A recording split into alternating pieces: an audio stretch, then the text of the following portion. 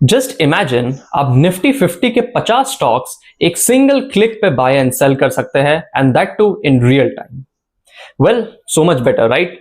This can happen through exchange traded funds और ETF. But ETF का सही use तभी हो सकता है when you understand difference between ETF and mutual fund and ETF के क्या अपने फायदे एंड नुकसान है.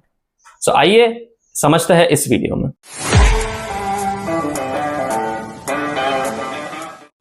ETF किसी एसेट को ट्रैक करता है and that asset can be anything, equity, bonds, commodities etcetera, and वो स्टॉक मार्केट पे like a regular share trade होता है. सो आप इसको ऐसा समझिए कि फॉर एग्जांपल निफ्टी 50 का ETF है, तो वो ETF उन 50 स्टॉक्स ऑफ निफ्टी को सेम प्रपोर्शन में होल्ड करेगा जैसे कि वो निफ्टी 50 में है. एंड ETF की खास बात यह है कि वो स्टॉक मार्केट पे लिस्ट होता है एंड आप उसको नॉर्मल मार्केट आवर्स में बाय एंड सेल कर सकते हैं लाइक अ रेगुलर शेयर. तो आप ऐसा समझिए कि ETF एक यूनिट है जो किसी एसेट को ट्रैक करता है एंड आप उसको स्टॉक मार्केट पे बाय एंड सेल कर सकते हैं like a regular share.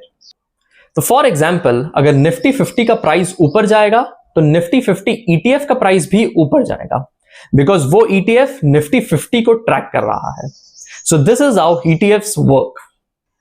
Now let us understand mutual fund and ETF के बीच क्या मेन डिफरेंसेस हैं. तो द फर्स्ट इज कि म्यूचुअल फंड में ऐसी बहुत सारी स्कीम्स होती है जो एक्टिवली मैनेज होती है, यानी कि फंड मैनेजर डिसाइड करता है कितना एलोकेशन कहां पर होएगा फंड्स का.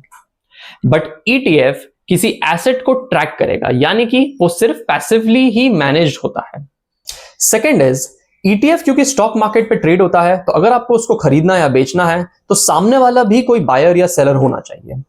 तो फॉर एग्जांपल अगर आपको ETF बेचना है बट अगर सामने कोई बायर ही नहीं है लेने के लिए, तो you will not be able to sell your ETF and ये एक नेगेटिव पॉइंट है ETF का. बट म्यूचुअल फंड के साथ ऐसा नहीं होता. म्यूचुअल फंड में अगर आप रिडेम्पशन रिक्वेस्ट प्लेस करो तो म्यूचुअल फंड आपको आपका पैसा वापस दे देगी irrespective of anything. Third is ETF real time पे मार्केट्स में ट्रेड होते हैं, तो ये एक फायदा है ETF का कि आप रियल टाइम में उसको ट्रेड कर सकते हैं. म्यूचुअल फंड के साथ क्या होता है ना कि जब आप फंड इन्वेस्ट करते हो तो या तो आपको उसके एंड ऑफ द डे के NAV पे यूनिट्स अलॉट होता है या फिर अगले दिन के NAV पे. So you can miss 1 or 2 days of the movement of the markets. So who should trade और इन्वेस्ट इन ETF? वेल, अगर आपको किसी इंडिविजुअल स्टॉक में नहीं ट्रेड करना है बट मार्केट या asset class as a whole में करना है and in real time, then ETFs are a good tool. But always remember उसके जो शॉर्टकमिंग्स एंड लिमिटेशंस है उनको भी ध्यान रखिएगा.